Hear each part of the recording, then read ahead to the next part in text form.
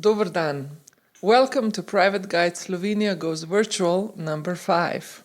This time we are going to the Upper Sava Valley. This is for us one of the prettiest parts in our country. At the moment it's also considered a winter wonderland. Would you like to check it out? Come join us.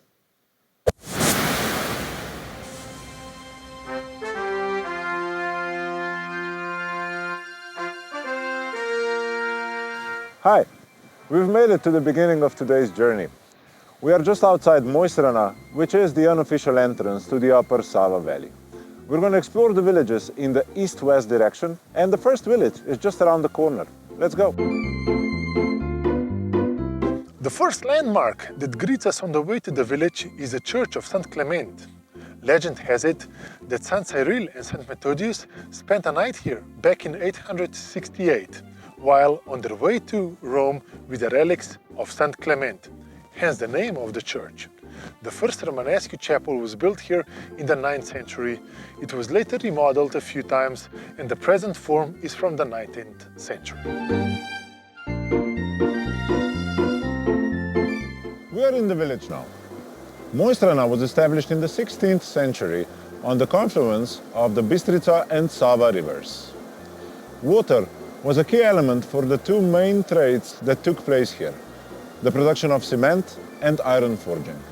The location was ideal for that, even though the area has way less sun than the other bank of the river. Even the name Mojstrana, Mojster in Slovenia means a tradesman, may allude to that. When we walk the streets of Mojstrana today, we will still find some old household names that may remind us of trades from a time gone by. Besides trade, we must mention two things that people here thrive in: sports and mountaineering. If you look around, it's quite obvious. The location at the beginning of three Alpine valleys, Krma, Kot and Vrata, simply invites people to hear the call of the high peaks. Most likely, the loudest comes from the majestic north face of Mount Triglav. For those less adventurous, just a short walk to the Peričnik waterfall is rewarding enough. If you hate adventure altogether, you can always opt for the easy way. That is visiting the Slovenian Alpine Museum, where you can learn about the history of Slovenian mountaineering achievements in the comfort of a well-designed, interesting and fun institution.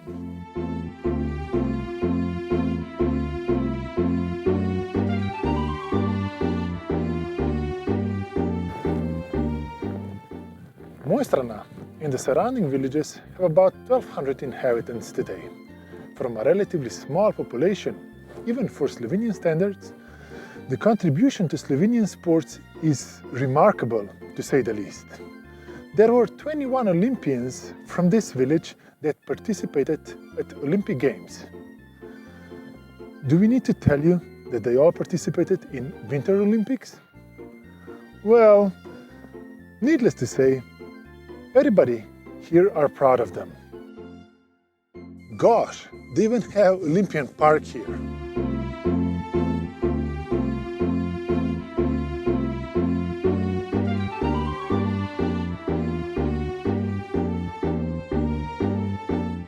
We've seen quite something in a short visit to Mojstrana, right? But you know what? Let us carry on and get moving. There's more, just a few minutes drive up the valley. No wonder this area inspired artists and writers. More about that later. We have arrived to the second village on our list. It is Douya. It was settled about 500 years earlier than Mojstrana due to its location. Supposedly, it has the most sunny hours of any of the villages in the Upper Sava Valley. Well, maybe not today, but definitely it's a place worthwhile visiting. We are not here only for the sun. We are also here to get to know one very special man who used to work as a priest over here. His name was Jakub Aljaž. He was born in a village near Ljubljana and worked as a priest here in Dovje. Jakub was much more than just your local priest. He loved the mountains and dedicated a lot of his poetry to the magic of the grey silent peaks. His love was so deep that he decided to buy the top of Triglav, Slovenia's highest mountain. He bought it from the government and built a small iron tower on top.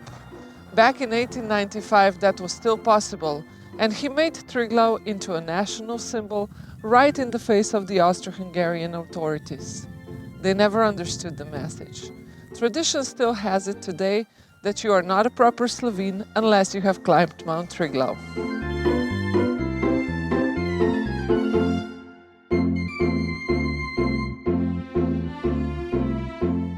We've made it to Kranjska Gora, Slovenia's most famous ski resort. But there is much more to this place than just the fun on the slopes. We believe that Kranjska Gora was first settled in the 11th century. Those people did not come here for skiing, we can tell you that. The location is absolutely amazing for trade. Over Vršič Pass, goods came from the Adriatic Sea and continued their way through Treviso to the northeast of Italy. And needless to say, goods traveled the other way as well. So now we really understand that hitting the first line was not on their agenda. These times are long gone now. The village dedicated itself to tourism nowadays.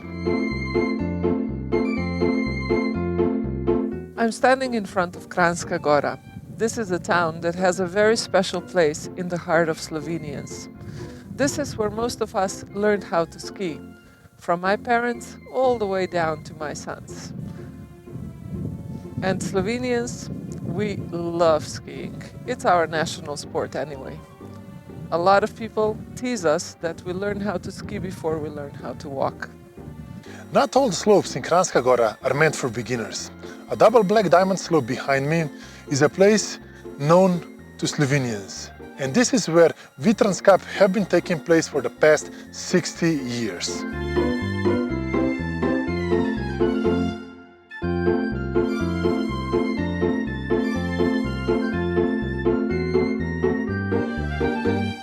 All these people spinning down the slopes. I hope they take some time and explore the village as well.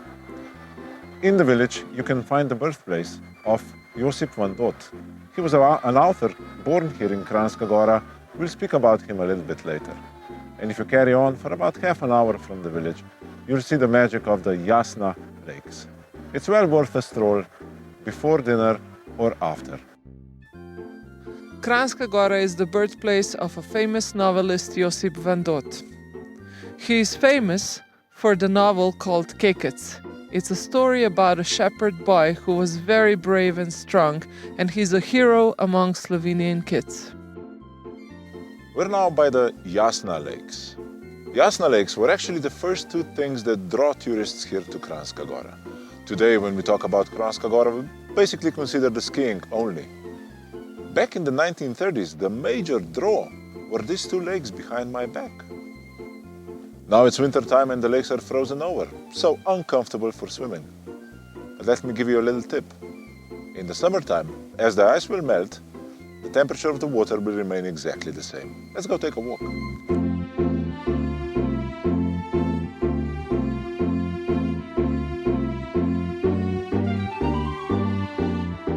So far, so good. Okay, then let us continue. There is a few more things we want to show you. We are now just about a mile from Kranjska Gora, on a crossroad that may not be interesting at all. But what if I told you that we are now less than 2 miles from Italy and Austria? That makes it a bit more interesting and exciting, right? Just up this road to my left, you could make it to Austria in about 5 minutes, and straight up the road behind my back, you would be in Italy before you can say buongiorno. By the way, we will have a special Zoom happy hour about the borders in the recent past soon. Stay tuned.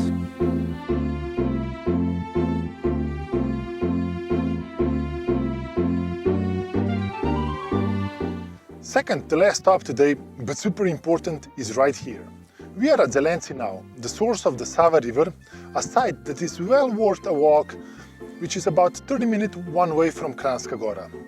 There is a special magic visiting this place in the winter. I guess Sašo has a few things to say about it.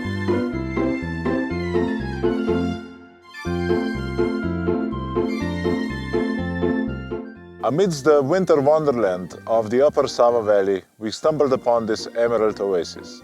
This is called Zelenci, and this is the source of the Sava River, the longest river in Slovenia, which in about 850 kilometers from here finds its way to the Danube and carries on towards the Black Sea.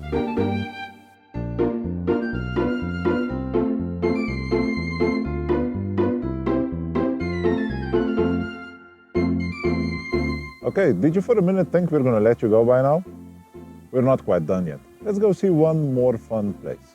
Let's go to Planitza. How often does one have a chance to see a place in the middle of nowhere where history was made? Not the history you would expect, but nevertheless.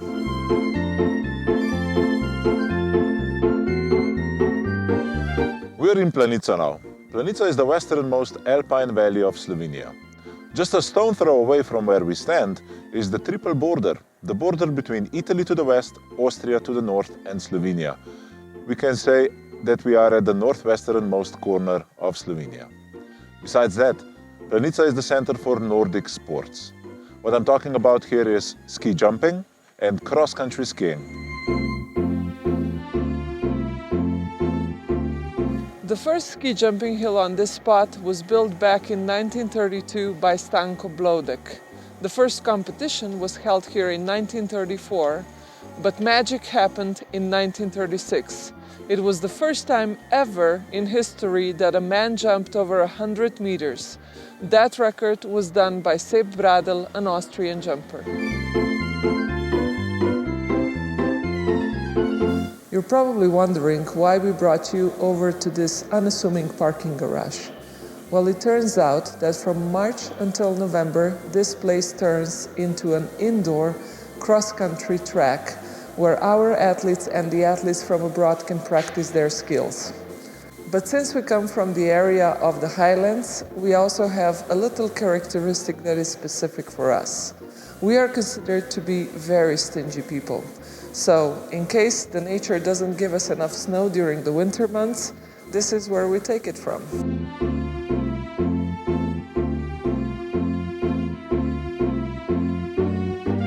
We're now standing on a rooftop overlooking Planitza Nordic Center. Behind my back, there are 7 ski jump hills and 1 ski flying hill. Ski flying hill is in preparation for World Championships 2020, a game that's supposed to happen in March, but for obvious reason it was postponed till early December. This is as well home to many world records, over 30, and we wonder if a new one might happen in a week or so. That's it for this episode. Thank you for watching. Feel free to like, comment or share. And until next time, stay curious.